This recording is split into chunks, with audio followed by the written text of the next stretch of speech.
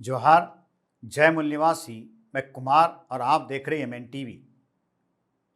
आपके पैसों पर, जिंदगी भर की जमा पूंजी पर अगर कोई डकैती डाल दे तो, अगर कोई पॉकेट मार बस स्टैंड पर या बाजार में आपका पर्स या बटुआ मार दे तो, अगर वो पॉकेट मार पकड़ा जाए तो पूरी भीड़ उस पर हाथ साफ करती है।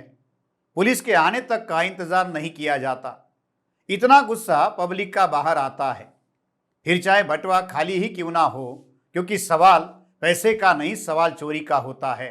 मगर क्या होगा जब आपकी पूरी जिंदगी की कमाई जो आपने ऐसे छुटभइये पॉकेट मारों से या छोटे मोटे चोरों से बचने के लिए बैंकों में रख दी हो और ये सोचा हो कि मेरा पैसा ना केवल महफूज रहेगा बल्कि मुझे उस पर बड़ा तगड़ा ब्याज भी मिलेगा, मोटी कमाई होगी।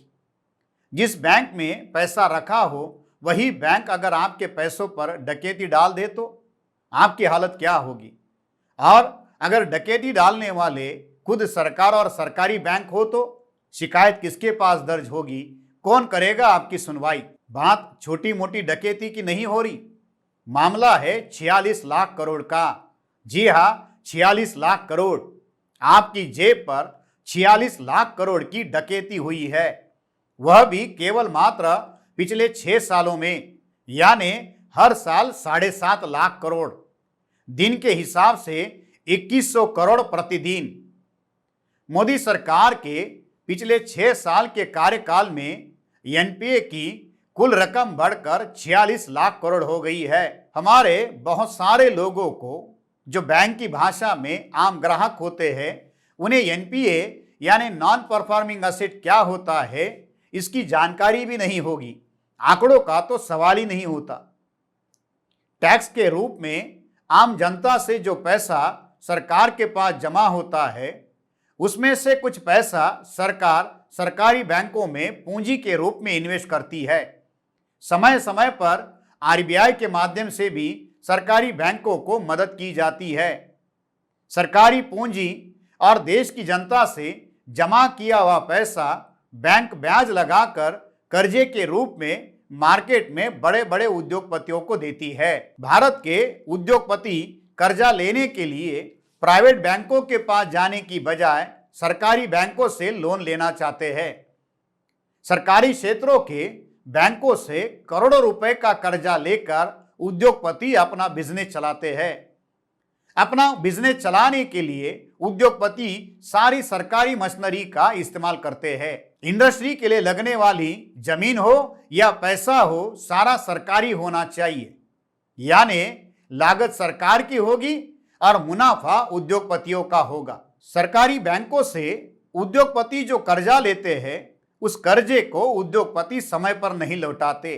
ब्याज तो छोड़ो, मूलधन भी उद्योगपतियों के द्वारा बैंकों को लौटाया नहीं जाता। जब कोई व्यक्ति या संस्था किसी बैंक से कर्ज लेकर उसे वापस नहीं करती तो उस कर्ज खाते को बैंक बंद कर देती है। कर्ज की वसूली नहीं हो पाती तो उसे एनपीए घोषित किया जाता है।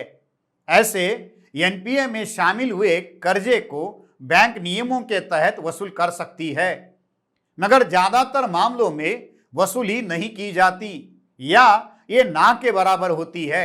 एनपीए की वसूली केवल मात्र 7% है, यानी 93% कर्जे की वसूली की नहीं जा रही। बैंकों का एनपीए जब बढ़ जाता है तब बैंक घाटे में आता है और आखिरकार बैंक डूबने की स्थिति में आता है और वहां पैसा रखने वाला आम आदमी और उसका पैसा फंस जाता है।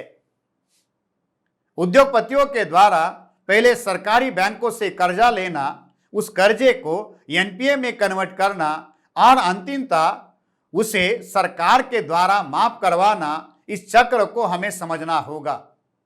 रोजाना हमारा वास्ता किसी ना किसी सरकारी बैंक से जरूर पड़ता है। वहां पर आपने देखा होगा, बैंक में आए हुए ग्राहक को अगर किसी फॉर्म पर साइन करना है तो वहां बैंक वाले 2 रुपए के पेन को भी रस्सी से बांध कर रखते हैं। इतनी टाइट सिक्योरिटी वहां होती है। मामूली कर्जे के लिए भी आपको 10 कागज मांगे जाते हैं। प्रॉपर्टी मॉर्गेज की जाती है, महीनों चक्कर काटने के लिए कहा जाता है और फिर मुश्किल से आपको कर्जा मिलता है। उद्योगपतियों को इस सारी झंझट में पड़ना नहीं पड़ता।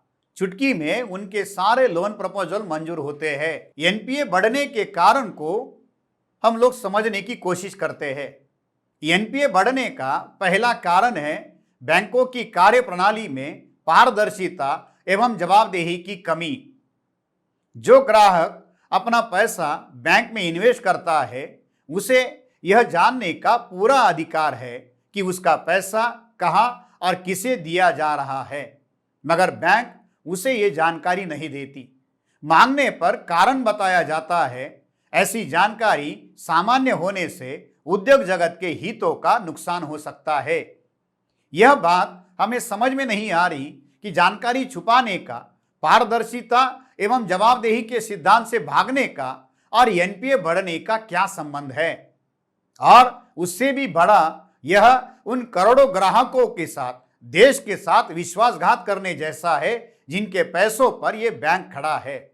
आखिरकार उद्योग और उद्योगपतियों के हित राष्ट्र के हित से बड़े नहीं हो सकते, मगर फिर भी बैंक की कार्यप्रणाली और पारदर्शिता में जवाबदेही का अभाव है, जिससे संदेह पैदा होता है। दूसरा एक बड़ा कारण है राजनीतिक हित संबंधों के आधार पर कर्जा देना। उद्योगपतियों के सत्तारूढ़ पार्टियों के साथ मधुर संबंध होते हैं। उसी के आधार पर उन्हें सरकारी बैंकों से आसानी से लोन मिल जाता है। उस कंपनी का पिछला अनुभव, मेरिट, मार्केट में उसकी स्थिति, इन सब बातों की छानबीन करने की बजाय सत्तारूढ़ पार्टी के साथ उस उद्योगपतियों के हित संबंधों को आधार बनाकर कर्जा दिया जाता है। कर्जा मिलने के बाद उद्योगपति उसे लौटाने की क्षमता होने के बाद में भी जानबूझकर कर्जा नहीं लौटाते और धीरे धीरे वह कर्जा एनपीए में कन्वर्ट होता है। बैंक चाहे तो यह पैसा ब्याज के सहित वसूल कर सकती है, मगर फिर यहां राजनीतिक संबंध काम आते हैं और वह कर्जा वसूल करने की बजाय बैंक उसे माफ कर देती है। अभी आरबीआई की वार्षिक रिपोर्ट में एनपीए का ताजा आंकड़ा 46 लाख करोड़ का बताया गया।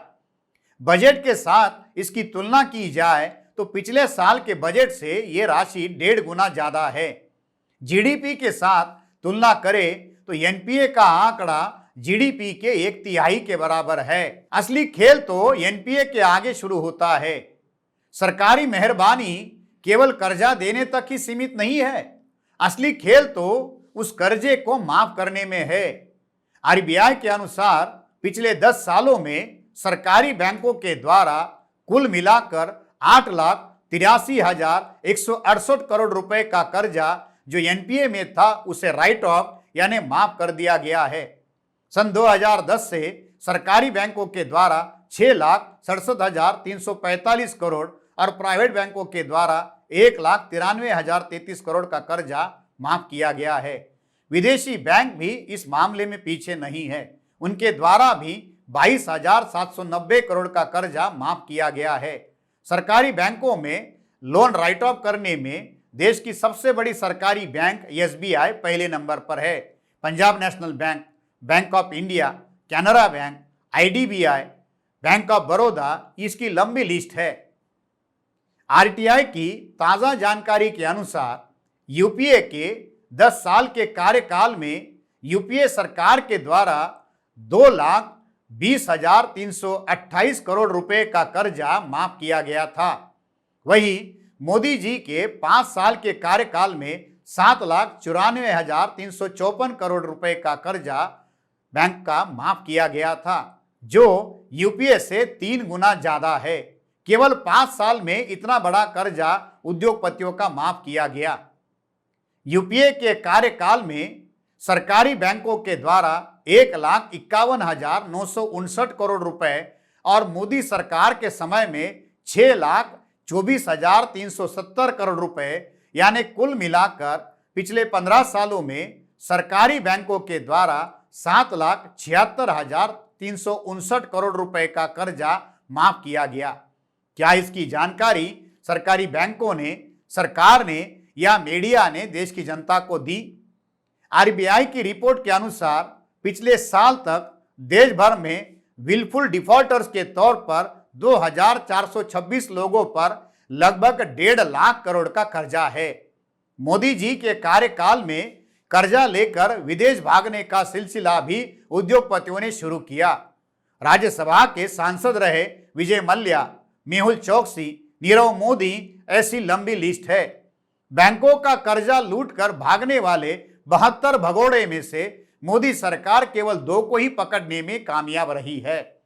चौकीदार कितना सुस्त है ये देखने को मिल रहा है। 46 लाख करोड़ की डकैती चौकीदार की मर्जी से ही देश की जनता और सरकारी बैंकों पर डाली गई है। अभी के लिए इतना ही, मिलते हैं अगले वीडियो में। तब तक देखते रहिए यमन टीवी। धन्यवाद, शुक्रिया।